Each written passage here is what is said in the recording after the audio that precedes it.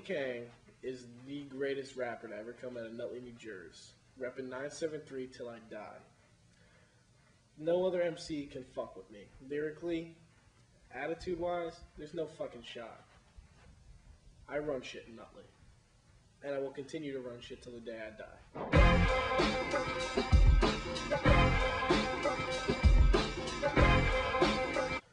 The reason I'm the best rapper in Nutley is simply because there aren't too many rappers in Nutley. So, pretty much, process of elimination. You got the Dugalugs and the Philly Blunts who think they know what they're doing, but they can't fuck with me at all. Lyrically, they can't mess with me. Plus, I can kick both their asses. So if they try to step to me, they'll get knocked the fuck out.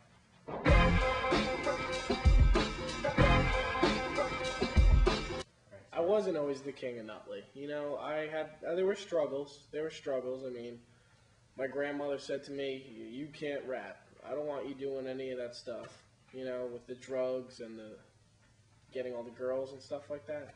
Like, I had to overcome some big hurdles. Like, my grandmother and teachers, they're all like, "Hey, do your schoolwork. Stop writing all these raps." And I'm like, "Fuck you, man. This is what I live for."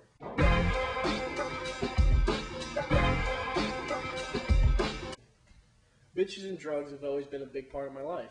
So, I always rap about what I know. I know about drugs, and I know about vagina. You know what I'm saying? I don't like going out there talking about stuff that I have no idea. Like, you don't hear me with, the guns and shit. I don't know anything about that. But what I do know about is weed and snatch.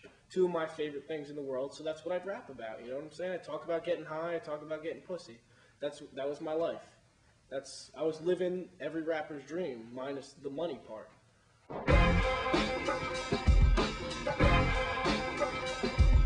When record labels go out to find new hip-hop artists, they usually don't come to Nutley, New Jersey.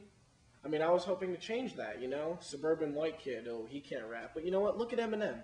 Look what he's done to the rap game. He's white. You know what I'm saying? Look at Vanilla Ice. Yeah, sure. He doesn't have any street cred now, but, he was on top of the world for a little while. He earned his millions, and he stepped out. That's what I hope to do. K-Fed? Do you honestly think he deserves to be rapping? I'm better than K-Fed. I could destroy K-Fed in a rap battle. As a matter of fact, I want to call out K-Fed. You want to rap against me? Bring it. And we'll fight for a record deal. And I guarantee I'll win.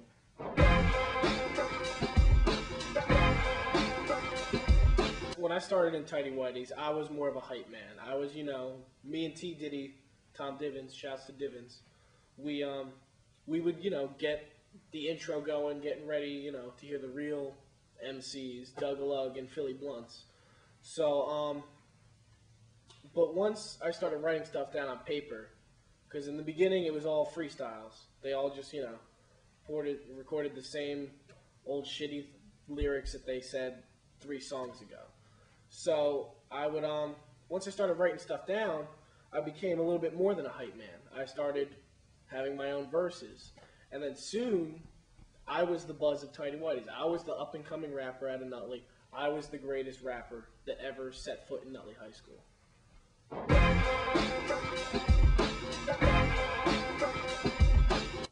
When I hit the bong and I got a pen and paper, I wrote some of the best raps in my life. Some of the best raps anyone would ever hear. Like, represent the O, 7, 110. Baby can't fuck in every hoe. Yeah, pull it out and dick slap her. Get a bumpkin wild on the crapper. She started giving me lips, so I punched her in the tit. Tell your man it wasn't my intention to send you home with the yeast infection. Shit like that, you know what I'm saying? That's what weed brings out of me. It brings out the best rhymes you'll ever hear in your life. You know what I'm saying, bro?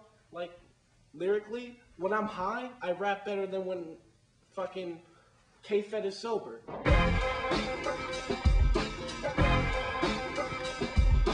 DJ Dugalug and Philly Blunts rapped a lot about goofy shit. Shit that didn't affect people, you know what I'm saying? I got to people's hearts. I knew what people in Nutley were feeling. They all wanted weed and they all wanted pussy. That's what I rapped about. Doug and Phil were just these goofy little fuckers just wailing their arms around saying, "Oh yeah, Tidy Whities, 05. Like, they became my hype men, actually. I kind of blame them for the demise of Tidy Whities. Doug started hitting the bottle hard. He was, drunk every night, wouldn't record. Phil was into coke and whores. When one's drunk all the time and one's high off blow, getting blown by some girl named Sandy, it's kind of hard to record songs, you know what I'm saying? So I was the only one dedicated, so you know what? Fuck Philly Blunt and fuck Dougalo.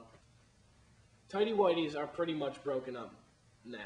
I mean, I don't like it, but I just couldn't carry those guys anymore, you know what I'm saying? I got tired of, everyone saying how great the Tidy Whities were when I was doing all the work. I was doing all the producing. I was doing all the good raps, and then all of a sudden everyone's like, oh, Tidy Whities are great. So once Doug fell into the bottle and Phil fell into a hooker's vagina, we decided to end the group.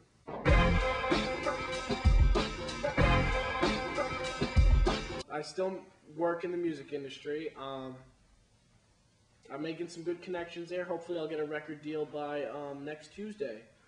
I'm talking to K-Fed's agent.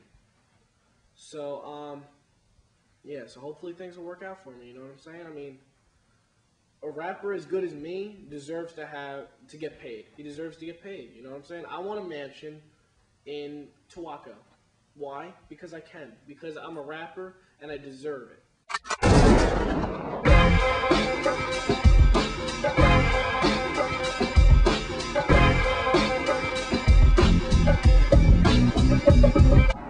I wonder if K-Fed ever had to work at Coconuts.